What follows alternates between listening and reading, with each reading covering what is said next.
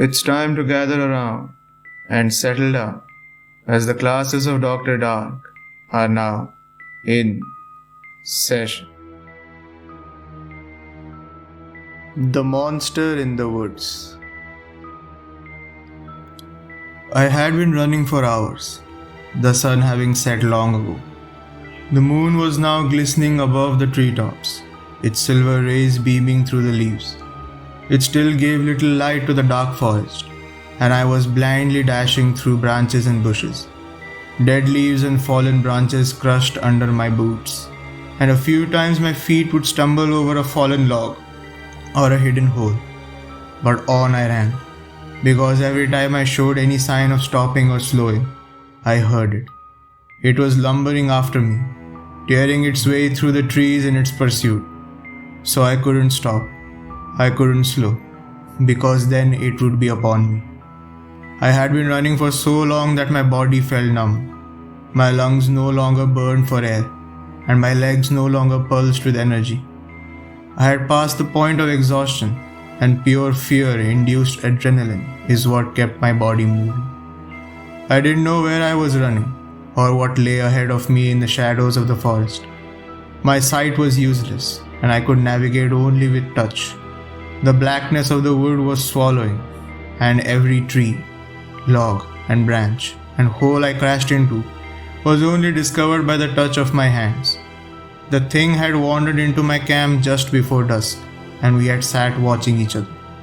I think it was startled just as much as I was, and our eyes were locked in stunning embrace. Then it screamed. I took off running in the direction of what I thought was the road.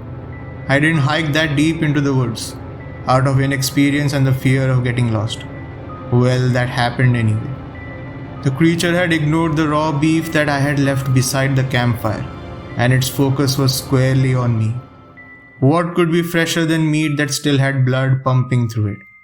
So it chased after me, grunting and snorting as it did.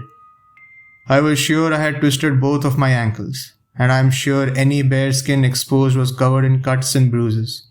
But on I went, the horror behind me being enough to keep me going. It's when the ground disappeared below me that I finally stopped. I fell into darkness. I didn't feel it when I collided with the earth. Birds were singing somewhere above me, and sunlight shone its way through my eyelids. I awoke at the bottom of a small creek bed, the water barely a trickle.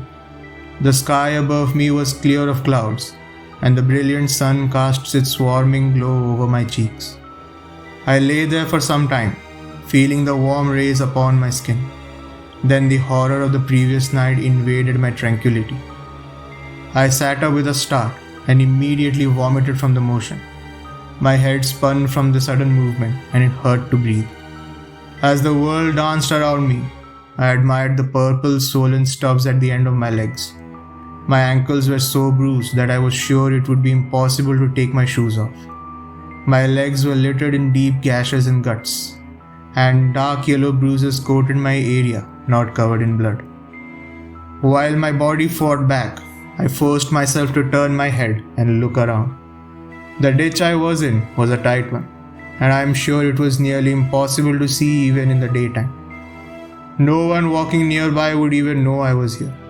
And even if I could scream, I'm sure no one was around to hear it. I collapsed back into the rocks and mud, closing my eyes and breathing slowly. Every inch of my body hurt, and I had the depressing feeling that I was going to die out here. I couldn't walk. My arms were too battered to crawl, and my throat was too sore to cry for help. I was alone in the woods, and no one would ever find me. My eyes flew open as I heard a twig snap from somewhere overhead. Something was getting closer, and it was large. I could hear it snapping branches and logs as it approached.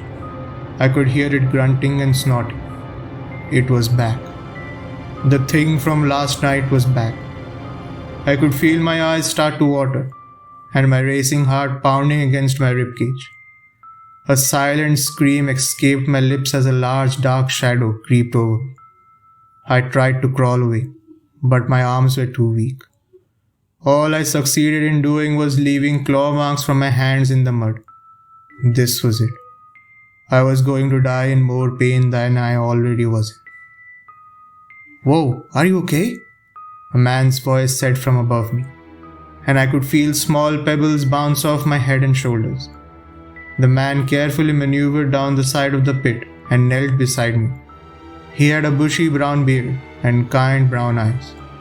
He wore a black knitted beanie and a green plaid shirt. He surveyed my damaged body and let out a sharp whistle. You have been through hell, haven't you, kid? He mumbled, stroking his beard in thought. My tears of horror had turned to tears of relief as I gazed up at my savior. This man was probably the most beautiful man I had ever seen, and I wish I could thank him. My mouth gaped like a fish, moving open and shut with no sound escaping. Take it easy, buddy. You're with me now. Everything is going to be alright.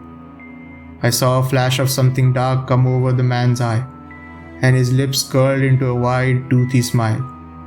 You're with me now, he said again, as his hands reached up and wrapped around my throat.